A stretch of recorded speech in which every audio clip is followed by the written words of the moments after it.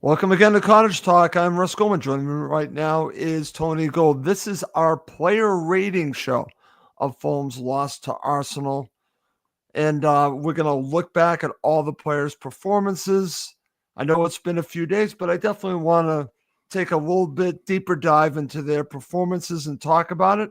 I know it's Saturday. We are recording on Wednesday, but I definitely want to do that. And we are live on Facebook, and also we are live on YouTube, which is I thought I would give it a try to let people see the player rating show.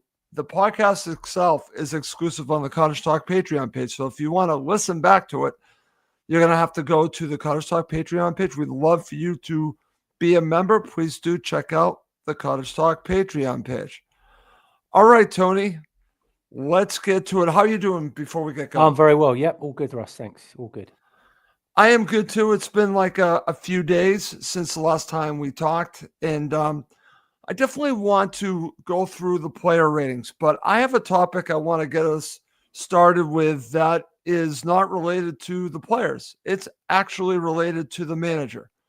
So for a few days, Fulham were dealing with speculation in regards to the future of Marco Silva because of the opening of the job with Nottingham Forest. And I've seen a lot of talk about that, a lot of talk about before and now after in regards to Marco Silva is now staying with Fulham for now. I'm putting it that way.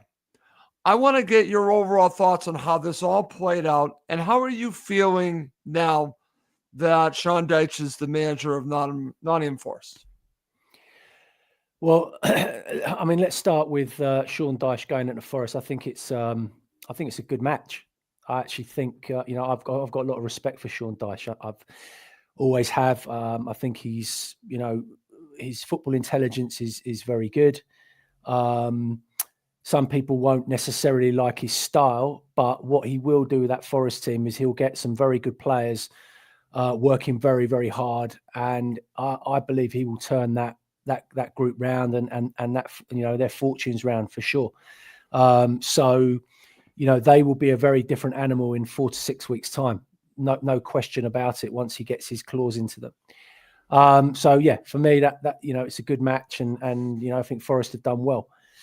In terms of Marco Silva, Russ, I think that, look, at the end of the day, speculation is always going to be out there because of the fact of the matter is that he hasn't signed this contract. And whilst that still hangs up in the air, and whilst that's still out there, and whilst the Khans mess around and Marco Silva doesn't commit to anything, then we're going to constantly have this talk about, when jobs come up, is Marco Silva going to be linked to them? And Marco Silva going to be doing this? Is Marco Silva going to be doing that? And look, ultimately, in my mind, it's not great for the club. It's not great for the players. It's not great for the future of what we're trying to achieve, because we need to know whether this guy is invested in us, in the next 1, 2, 3, 4, whatever years. And in order for Fulham to take that next step, we have to have that continuity. Otherwise, it really should be a case of, right, let's get this season over and done with. Let's hope that we are not in a relegation battle, that we do manage to haul ourselves into a mid-table, finish. And then, we say our goodbyes at the end of the season and we, reevaluate and we move on. But at the moment, it's just not very helpful. And the problem is the longer that Fulham continue in this,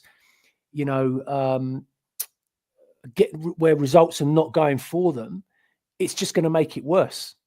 So I think at the moment it's very unsettling.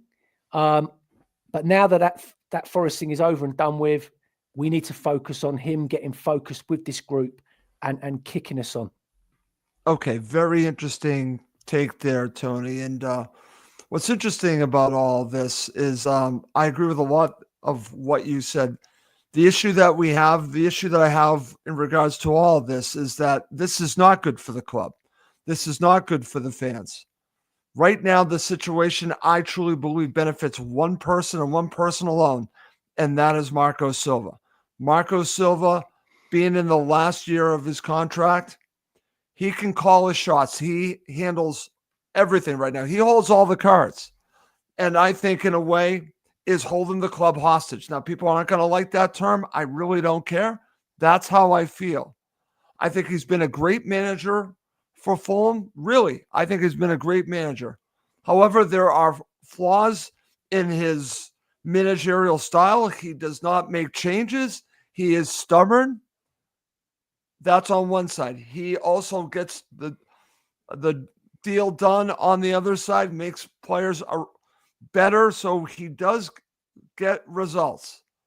The issue I have right now is, like you said, I feel that this season, unless they do something in the Carabao Cup or in the FA Cup, it's basically a lost season already. And part of that, Tony, has to do with the situation with Silva. I think that this is just this cloud hanging over the club. It's not going to change unless something is resolved. And right now, it doesn't sound like it's close to being resolved. So that's where I am on that. That's what's very disappointing for me, because I would like there to be some kind of plan for the future. Right now, we don't really know. And we have a manager that, again, I think has been very good manager for Fulham, but he's not willing to go forward yet. And I don't know, is it both sides? Is it just Marco? Is it the cons? I don't know, but this cloud is massive, Tony. And the cons can survive this. Fulham can survive it, but they can't thrive. And that's what's bothering me. The manager, unless Fulham get relegated, then he will take a step back. He'll find another job. I think this is worse right now for Fulham Football Club. That's how I feel. Yeah, and you know, you've got every reason to feel that way, and I'm sure there are many supporters out there that feel the same way. But you know, ultimately, Russ, this is Premier League football.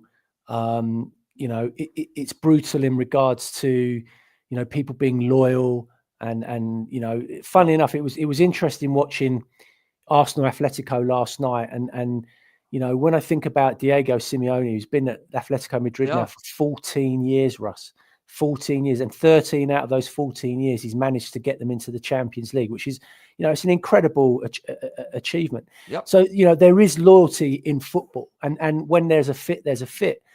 But the truth of the matter is, Marco Silva has been here now 5 years. And you know, he's more than up to speed with how the Premier League is, and you know what's required in order to, you know, push on and become a really competitive side. And in the main, he's done that. But the issue is, at the moment, is where he tails off and where he fails is towards the back end of seasons, and it's been proven. And you know, unless there's a massive upturn in performance from this group, then, you know, genuinely, how can anyone honestly expect Fulham to finish in the top 10 this year? It just doesn't seem feasible. So this is the issue that we've got. And does that come down to the fact that, again, that the Khans haven't backed him, or the fact that they're waiting until this contract issue is sorted out? And in the summer, if they get it sorted out, will they give him a treasure chest where he can go and spend what he needs to spend on players? There's just a lot of uncertainty at the moment. Yep. And as I said, it's not good for the club. It's not great for the supporters. It can't be great for the players. And, you know, if Marco Silva isn't going to sign this contract, and only he will know whether he's going to sign it or not, Russ, right? Regardless of what the Khans put on the table, we know that he's going to be well paid, well looked after. That's right. But in his mind, has Marco Silva, does he feel he's taken this project as far as he possibly can? And I think that only Marco Silva can honestly answer that. Right. That's a good point. And before we talk about the players, one final point on all of this. I'm glad that you brought this up, because I've come to the conclusion, and I know it's still early in the season, you're probably saying, why do I feel this way so early on? History tells me, Tony, that Fulham will tail off in the second half of the season. You want to know why? every single season under Marco Silva, it has happened. There has not been one season when we were in the championship, it happened. So I expect it to happen again. That's why I cannot see a top 10 finish. I can't see a push for Europe unless we do something in a cup competition and win a cup competition. That's the only way. That is the only thing that gives me hope. That's why, unless they do something in the Carabao Cup or, like I said, the FA Cup, it's a lost season for me. It really is. It's a lost season. And I just feel that right now we are just waiting for Marco Silva. And that's a very frustrating situation.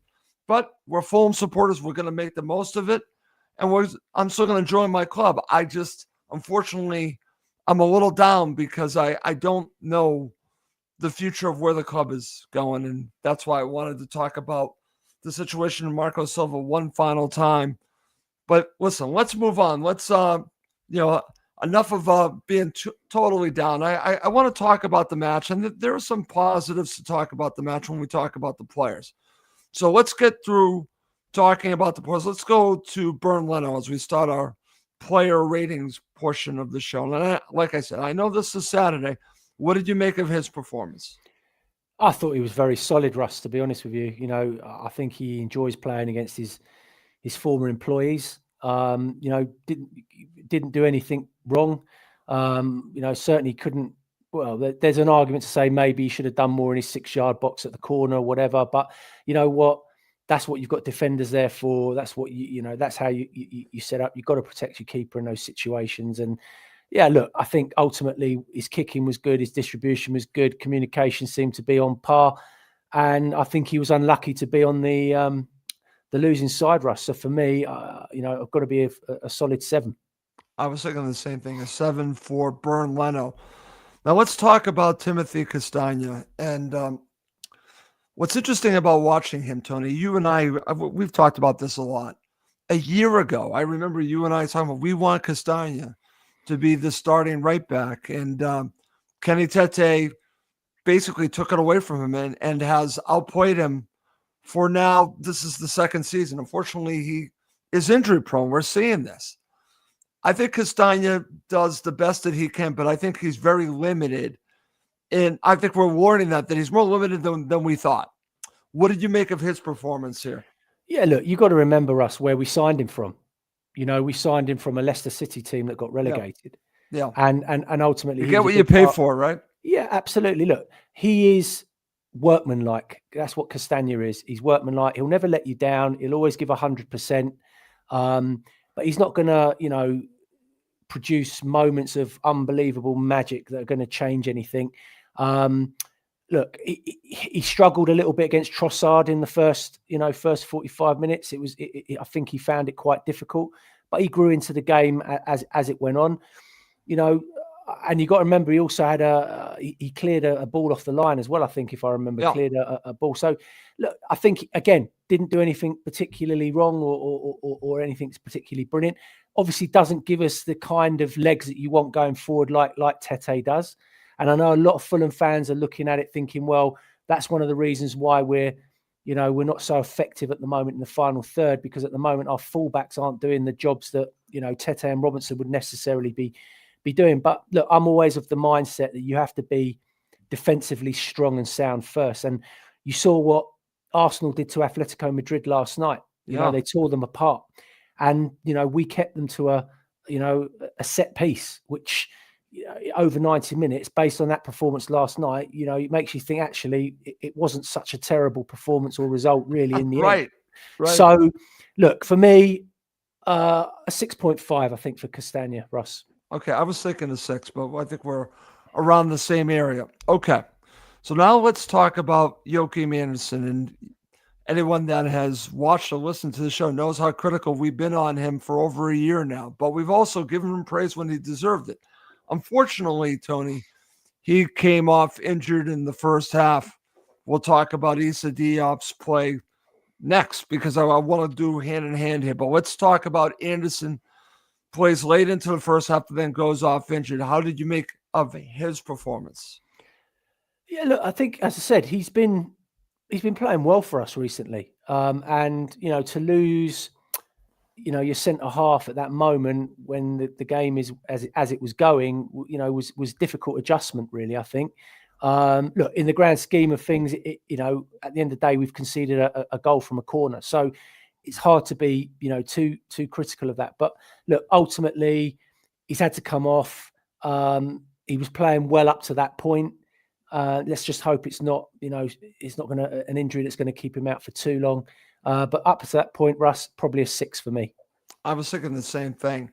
All right, let's now talk about Issa Diop because he ends up taking the place. I know it's not, he didn't start, but I think they kind of go hand in hand because he took up the next part of the journey here. So what do you make of how Issa Diop came on and filled in for him? I will just say this because Diop is not Anderson. They do things a little bit different. He doesn't offer that passing that, say, Anderson can, but I think he has some attributes that are very positive. I'll just go out and say I'll give him a 6.5. Yeah, I'm with you on that one, Russ. A 6.5. Look, I think it's very difficult to come into a game like that off the bench, especially in that position. And you know what Issa Diop is capable of when he's focused and he's switched on and he's in the zone. He's a very, very good defender. Ultimately, he does his job well, but he's always got that moment and that lapse of nightmare where he makes a mistake and it puts you under pressure. But to be fair to him, he won his headers, he won his tackles. He was, very physical against Gyökeres and made it difficult for him. So for me, I think he could have done. Look, when you've got someone of that size at set pieces, he should be dominating in the air. That's just, what I'm saying. But okay, for me, 6.5, Russ. Okay, very good. All right, let's move on to talk about Jorge Cuenca. Now, this is a little bit of a surprise. We'll be talking about Calvin Bassett coming on late in the match, which I'm still puzzled by. But let's talk about Cuenca. The good thing about Cuenca, Tony, is not only do I not feel that there's much of a drop-off, I see some different things about him that make me feel comfortable, especially knowing that Bassey's going to be going away for an extended period of time. He is. I feel very comfortable with Cuenca taking that job away for that period of time. He can do it, but he can also do it in a massive match like here. I'm going to give him a 7.5. What are your thoughts about Cuenca? I think he's very underrated. And I'm looking at it now thinking, actually, I want to see more of this guy. I think he's got a lot to offer. First of all, he's the best ball playing defender that we've got. Hands down. Best ball playing centre half that we've got without any shadow of a doubt. And I think that's really important.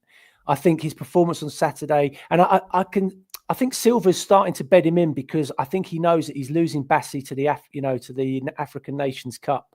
Yeah. And he needs to start getting him games and getting him up to speed. So maybe that's what this is all about. Yeah, maybe I think it possibly could be, Russ. And actually, do you know what? On Saturday, he blocked a lot. His interceptions were excellent. He got around the pitch well, made some great tackles. His distribution was good. And for me, 7, absolutely spot on.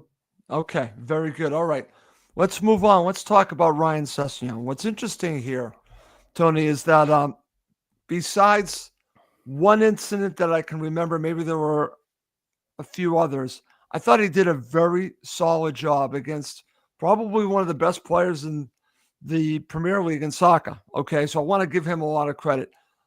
What I'm struggling with him is that this is going to sound strange. He's being played out of position because he is playing left back. I see him more effective further up the pitch as a winger, but he obviously can play left back. There's no question about it. And maybe Fulham are missing some of the attributes of Jedi, but they also get the benefit of the defending of Ryan Sessegnon. But he's not flashy. He's just getting the job done, and he runs his tail off. 7.5 for me for Ryan Sessegnon. Your thoughts? Yeah, I thought he dealt with Saka relatively well. It was a good battle, which was probably even throughout the 90 minutes or forever long it went on for. But look, ultimately, there is calls for Robinson to get back into this side because of what he gives us going forward from that position. And there is an argument that actually Sess is going to be much more productive for the team further up the pitch. That's so the argument. Combination of Robinson Sess obviously looks great and gives us better balance.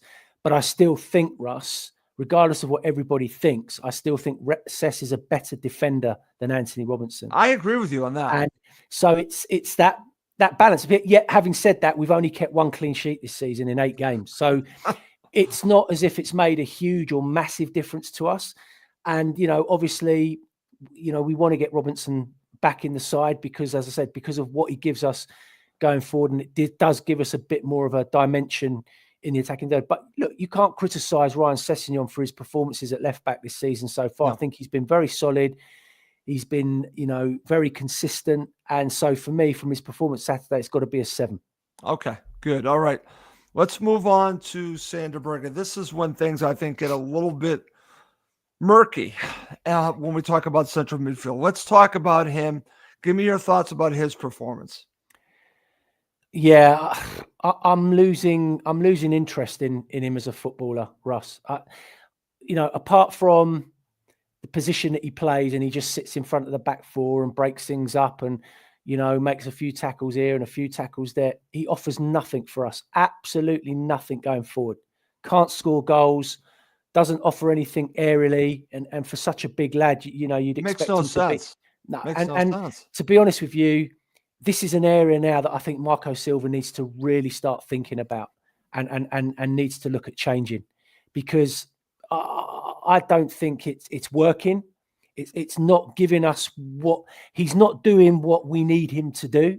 We're not keeping clean sheets. Our back four's not really being protected. And I thought on Saturday, he started okay and then just flitted out into a nothingness, really. So for me, I'm going to give him a 5, Russ. But I think ultimately now, really, Marco Silva really needs to start thinking about changing that midfield up and giving us a bit more of a spark, especially going forward. And it's calls for Emil Smith-Rowe. It's time for Emil Smith-Rowe now. Okay, we're going to talk about that coming up when we talk about a few players. I'm going to give him a 5.5, but let's go to Kearney. Now, I love Tom Kearney. I love everything that he means to Fulham Football Club. You and I talked about it, and again, it's revisionist history to say this. But if you're asking me, if you had to choose, why is Harrison Reed not in that position instead of Tom Kearney? And Harrison Reed's not even involved at all. But he plays Tom Kearney. What did you make of him? Obviously, he gets injured, but overall, his performance.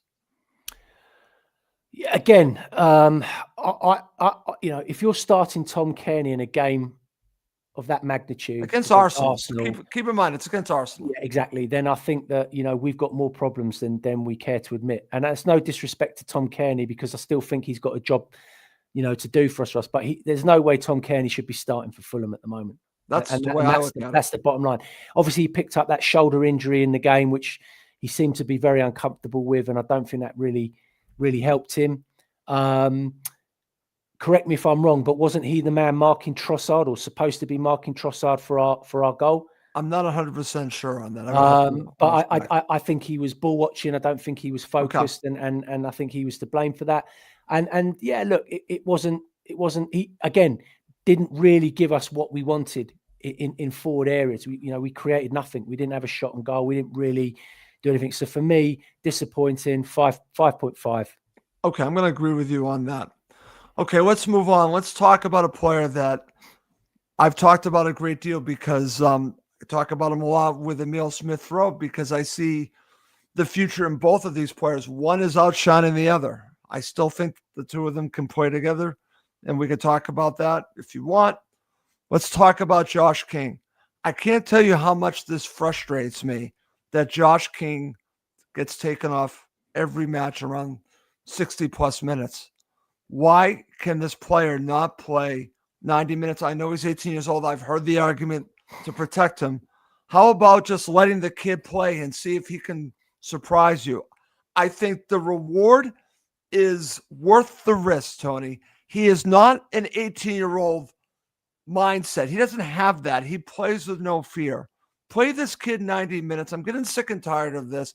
I'm going to say a 6.5, but I just wish I could see him play for 90 minutes.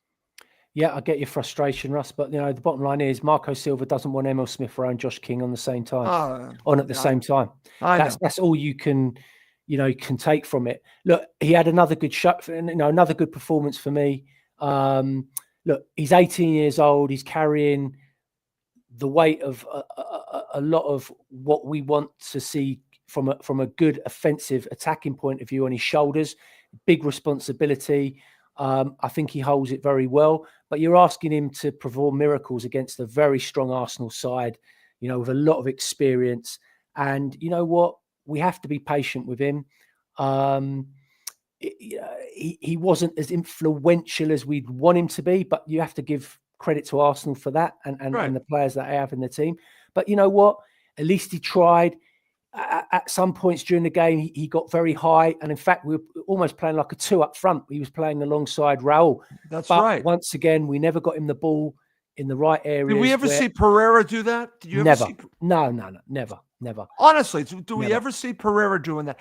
Everything that we complained that Pereira didn't do, this kid does. Yeah, 100%. 100%. And that's what's frustrating me. It's totally different players, and what he gives you is great quality. But we need to get him on the ball in areas where he can really affect the game, and rather than him having to, do it himself.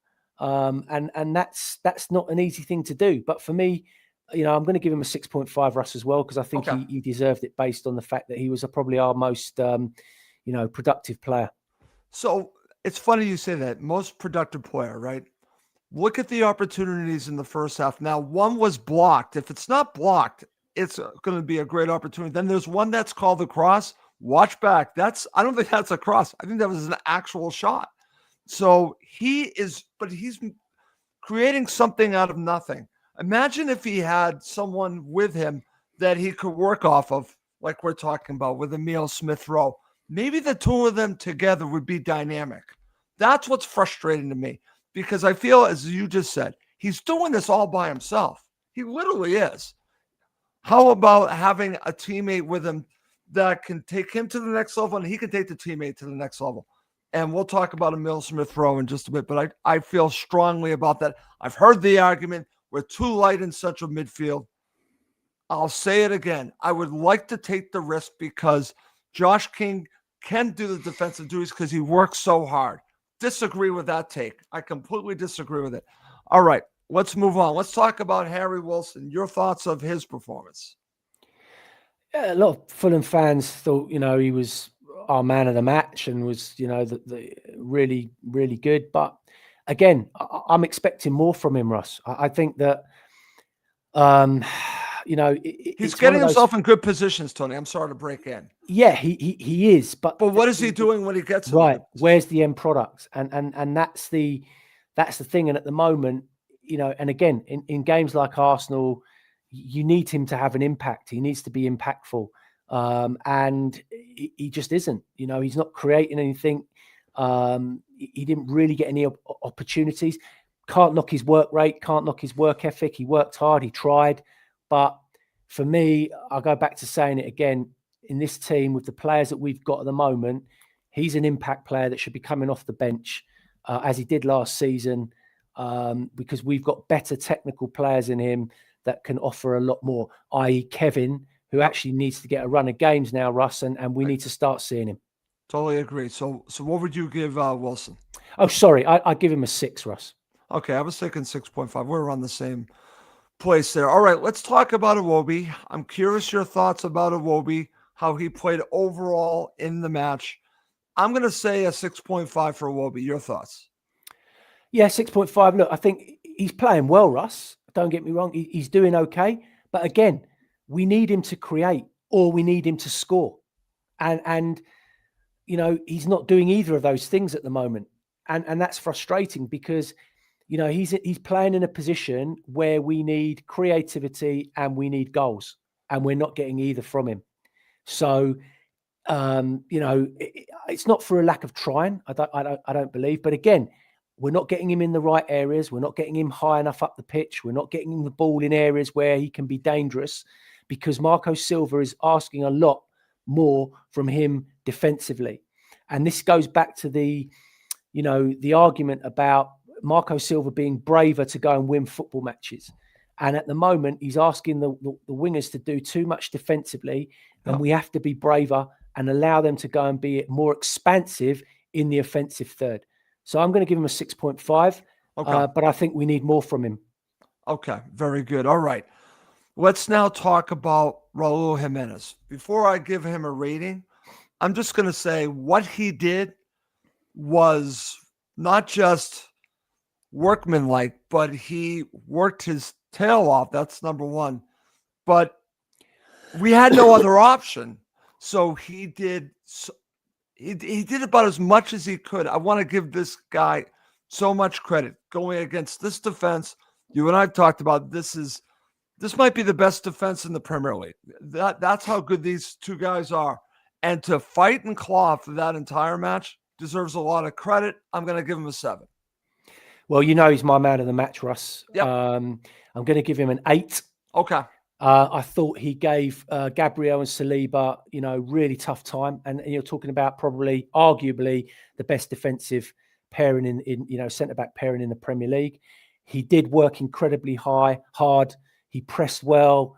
And again, I've said it a million times. I feel so sorry for Raul and Muniz when they play on his side, because they have to get through an astronomical amount of work with very, very little reward, Russ. Not once on any occasion did we allow him to run into their 18-yard box or 6-yard box and put crosses in for him. One of his strengths is his heading, right? He's great header of the ball. Yep. We don't get him into those positions. We don't deliver the ball for him to be dangerous. And so he's got to work and try and provide for himself all the time. And, just like Josh King, by the way. It's an impossible task, Russ, against a side like Arsenal, to ask one player to go and create for yourself and get your goal. It's a big ask. And so for me, head and shoulders man of the match. Okay. An 8 for me, and was, really unlucky to be on the losing team. Okay. Excellent stuff there. All right. We've already talked about Issa Diop. Let's now talk about Kevin. This is an interesting one because I thought he was better in this match, Tony. And I know you and I have talked about this since. It shows you all that flair, shows you all that. The pace that this guy has, I can see the potential. But if I'm going to rate him on being better than the last couple matches, yeah, I mean, he has been. But I think that there's another gear there. Is it because we don't have Robinson there? I don't know. They haven't played together. I don't know. Is it an adjustment period? But I don't think we've seen the best of this player yet. And I guess that's a good thing. But why are we not seeing more from him? I am going to give him a 6.5. So in answer to your question, Russ, it's very simple. He needs to start against Newcastle on Saturday. He needs to start, and we need to get a run of 5, 6, 7 games. And then we can sit back and judge him and start talking about, what Kevin's about, what are his strengths, what are his weaknesses, what can he improve on, what is he offering his team. But it's hard. We can't, you can't expect a player to come off the bench like he has done in the games that he has done. And, when we're chasing games and we're up against it and we're asking him to, pull some magic out of the air in 65 minutes, 70 minutes, Bournemouth, we asked him to come on in the pouring rain, terrible conditions, then on, against Arsenal, against one of the best defense in the league. This guy needs to start. And once he's had 6 or 7 games under his belt, then we can, look at him constructively and say, right, is this player going to be the £40 million player that we signed? Or is he going to be a dud because, what we've seen, glimpses of this and glimpses of that, he just can't produce it at this level. So, for me, look, he came on, he showed glimpses, like you said, of what he's capable of and what he can do. But I'd like to see it from the beginning, from the start. So for me, I'm going to give him a 6, Russ. Okay, very good. All right. Let's go and talk now about Emile Smith-Rowe. This is becoming frustrating. We're talking about the money that's on this flipping bench is insane. We have these two players. We just talked about Kevin and ESR. They spent all this money on these two guys, and they're coming off the bench. That to me is just simply not right. He has to find a way to start these players. And I'm going to make the argument once again. Please, can I see Emil Smith-Rowe play with Josh King? Please, please, please. Anyways, let's just talk about Emil Smith-Rowe. I think it's difficult seeing this kid coming off the bench. I think he, like Kevin, I know we saw a full season of it, right? But I think he's a different player from last season. Can we see him start matches and play with Josh King? I'm going to give him a 6.5. I'll go with that number again. Your thoughts on Emil Smith-Rowe? Right. Saturday against Newcastle, Silva has to go with Iwobi, King, Emil Smith-Rowe in the middle of the park. Okay. Berger needs to make way. Those three need to start. We need to get some creativity in this football team. Emil Smith-Rowe is so much better than what he's being shown at the moment. And I don't know what's going on with Marco Silva in his head by constantly playing this guy on the bench. He needs to play. He needs games. He's another one that needs 5 or 6 games. He needs a run of games. He needs to get 90 minutes under his belt on a regular basis. And then we will start to see the best of this guy. And you know what? With Iwobi, Smith-Rowe and Josh King in the middle of the park, you've got everything you need. You don't need to keep playing these holding midfield players that are offering absolutely nothing going forward. You have to rely on your 4 defenders to defend, right? And those 3 in the middle of the park, and with Kevin on one side and, you know, a question mark on the other at the moment. If Robinson's fit, then we get Sessegnon up there. Right. But you know what, Russ? That's what I want to see against Newcastle on Saturday. That's what I want to see. Smith-Rowe came on against Arsenal. He did okay. But again, what's he going to do? How can he impact the game? It's very difficult to come off the bench in a game like that, chasing, you know, a 1-0 defeat and trying to get us back into it. You know, he pressed well. He did well. But for me, a 6, Russ. But we need to see him. Okay. So you brought up, that's very interesting, when we're talking about Emil Smith-Rowe. You got me to think about this because you brought this up. So we might as well, I just want to just pause talking about the players for 1 second. I want to go back and talk about what you said you would do against Newcastle. You're talking Iwobi, ESR, and King in the 3. So I'll come right back to you. As you're saying this, I'm trying to think it through. So basically you would have Iwobi as your holding midfielder. I think he could actually do that, Tony. In fact, I think he could do something that Berger can't, and that's actually be offensive in this midfield 3. The question I have for you is, do you think that Iwobi gives you enough cover, or is it that you just say, listen, we need to trust the back 4? So what I would do, Russ, is I would have them on a rotation. I wouldn't have them rigid. So it'd have to be Iwobi, then King and Smith-Rowe. What I'd say is rotating. You've got to have that rotation, because I think Josh King can do that job all day long. I think he can do it too. I think he can do it too. He's comfortable receiving the ball off the back 4. He's brave in those areas, as is Smith-Rowe. But what I'm saying is you want King and Smith-Rowe higher, right? Because you want them affecting the game in the final third. So ultimately, yes, you want Iwobi dropping in there, getting on the ball, because he's got the vision, he's got the passing range, and he can make things happen in there. But I wouldn't have any issue with having those 3 on a rotation, and whoever's the deepest picks up the ball, and then they just have to work off the angles and stuff like that. But I think we just need to see a change, Russ, because it's getting boring now watching, you know, these 2 holding midfield players and just doing nothing. You know, Sanderberg is just doing nothing. Okay. All right. Very interesting. I'm glad that we're talking about it. All right. Briefly, let's talk about Calvin Bassey and Traore together, because they came on late together. I got to tell you, Bassey coming on is still the one that puzzles me. And Traore, too little, too late. Your thoughts about them coming on? We don't have to rate them. It's impossible to rate them. But look, I mean, I don't really understand, other than the fact that, as I said, he's come back from international duty a little bit tired, a little bit jaded. And, you know, he didn't feel like he had it in his legs, which I can understand. Or that Marco Silva's looking at him not being available in the coming weeks and months and wants to get Cuenca up to speed. So, yeah, that was a bit of an odd one. But, you know, I can probably see why. Look, Traore, the bottom line is that Marco Silva doesn't really rate him. You know, ultimately, you know, he's not going to do anything coming on the pitch for 10 minutes or whatever. We know what he's like as a player. He's one of those explosive players that can make something happen out of nothing once in a while. But the truth of the matter is, Russ, he hasn't really shown anything at all this season, really, when he's had his chances or when he's come on. So I think his time is I think his time is coming to an end at Fulham at some point. Okay, I would agree with that. All right, let's end with talking about Marco.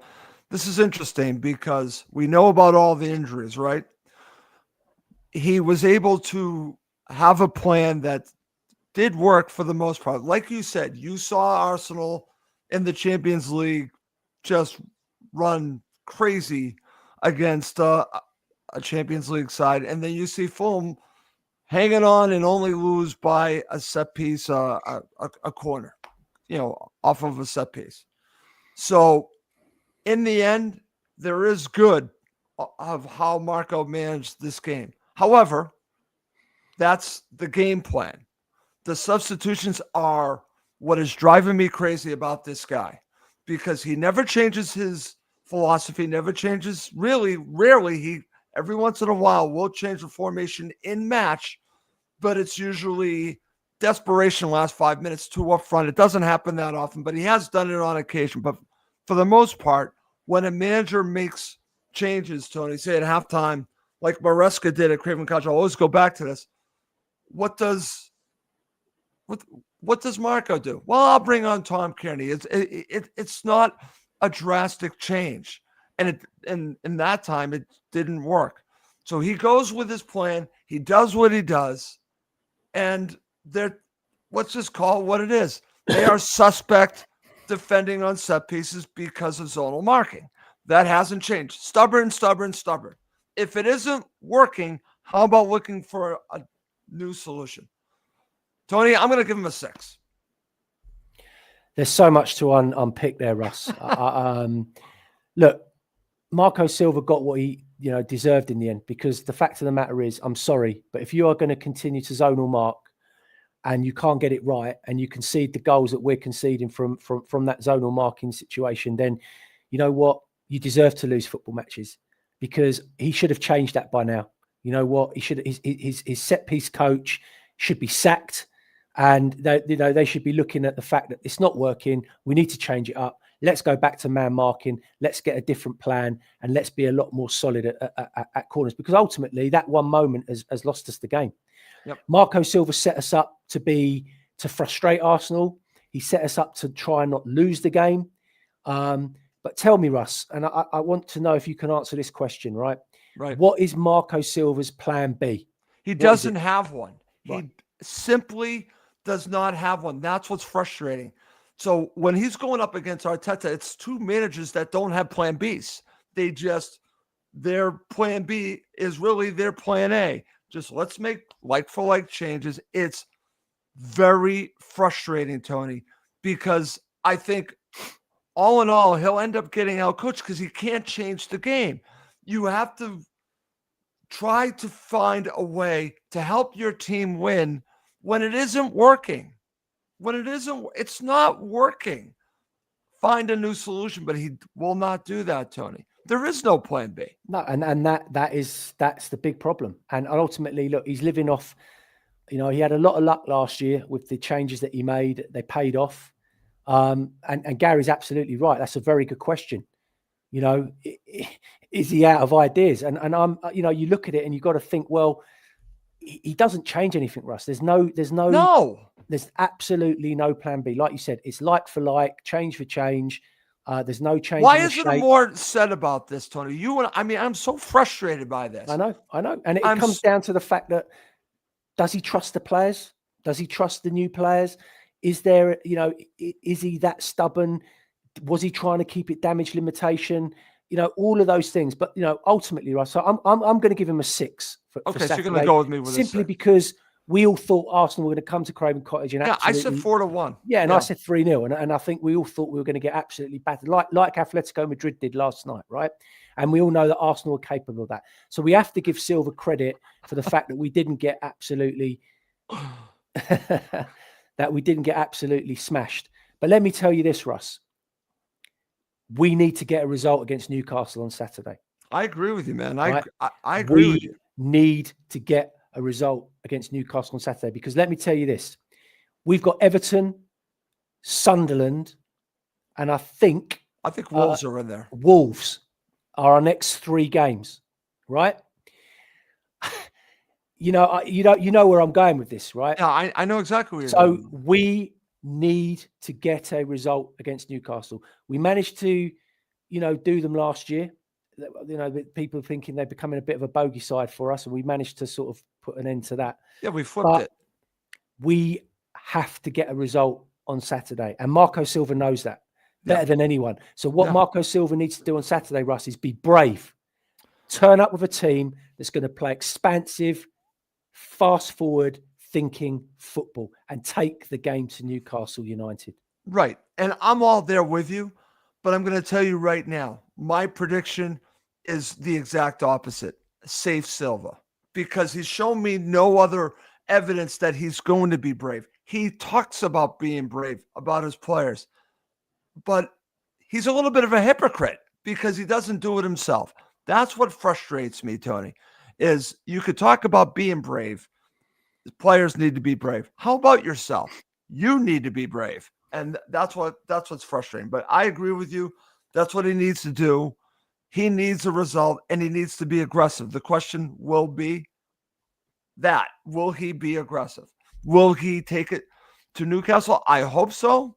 But I think that we're going to see Safe Silva, and that's not going to make me happy. Anyways, great show as always, my friend. Let's wrap this up with final thoughts. Yeah, look, thank you, Russ. Brilliant show. Really good to analyse it and look at it. I think we all agree that, it wasn't the Fulham performance on Saturday wasn't a bad performance. It was workmanlike. We're playing a very, very good side. We kept it to 1-0. But honestly, from an attacking point of view, Russ, we've got to start seeing more from this Fulham team.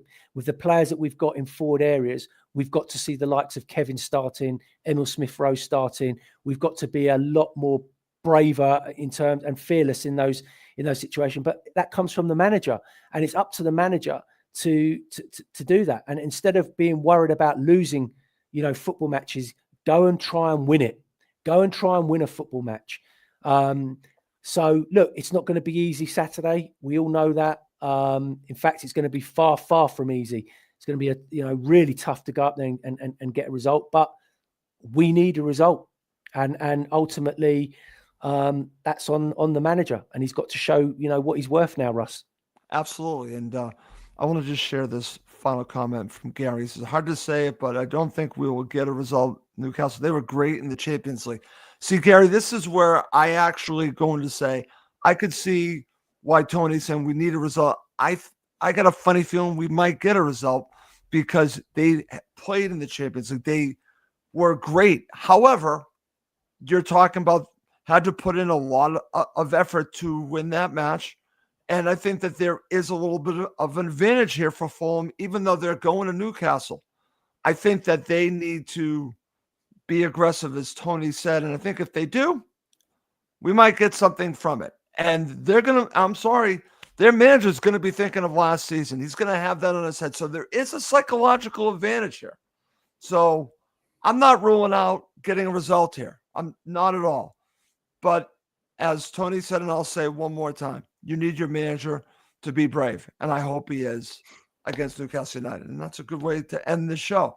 Well, listen, great show as always. And like I said, this episode I did want to do live on YouTube and also on Facebook. But if you want to listen back to it, it's exclusive on the Cottage Talk Patreon page. So if you're interested, please still go to the Cottage Talk Patreon page, become a member. That would be great.